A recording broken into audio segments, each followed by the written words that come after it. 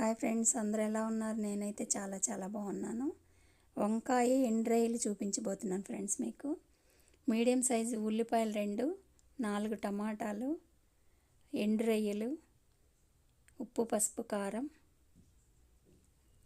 సన్నగా ముక్కలు కట్ చేసుకోవాలి ఫ్రెండ్స్. ఉల్లిపాయలు, 4 పచ్చిమిర్చి, 4 టమాటాలు, రొయ్యలు నీళ్ళు వేసి పెట్టుకున్నాను.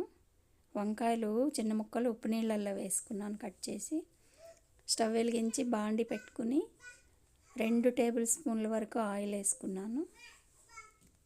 ఆయిల్ వేడెక్కిన తర్వాత మనం కట్ చేసి పెట్టుకున్నాం కదా ఉల్లిపాయ, పచ్చిమిర్చి, ఇవి ఆయిల్లో వేసేసుకోవాలి ఫ్రెండ్స్. ఆయిల్లో వేసేసుకుని బాగా వేగాలి. ఎర్రగా వేగిన తర్వాత చూడండి, అలా కలుపుకొని ఉల్లిపాయలు, పచ్చిమిర్చి బాగా వేగిన తర్వాత కట్ చేసి పెట్టుకున్నాం కదా వంకాయ ముక్కలు. ఉల్లిపాయలు ఈ రకంగా గోల్డెన్ బ్రౌన్ వచ్చేదాకా వేపుకొని వంకాయ ముక్కలు వేసేసుకోవాలి ఫ్రెండ్స్. వంకాయ ముక్కలు వేసుకుని బాగా కలుపుకొని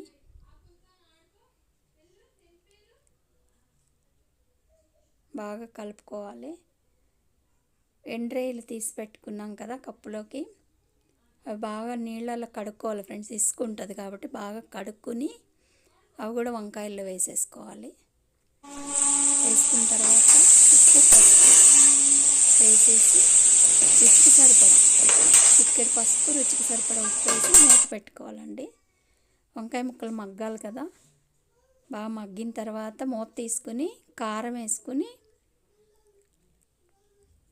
చూడండి, రుచికి సరిపడా కారం వేసుకుని కట్ చేసి పెట్టుకున్నాం కదా 4 టమాటాలు, అవి కూడా వేసేసుకుని చూడండి, అవి కూడా వేసేసుకుని బాగా కలిపేసి మూత పెట్టేసుకుని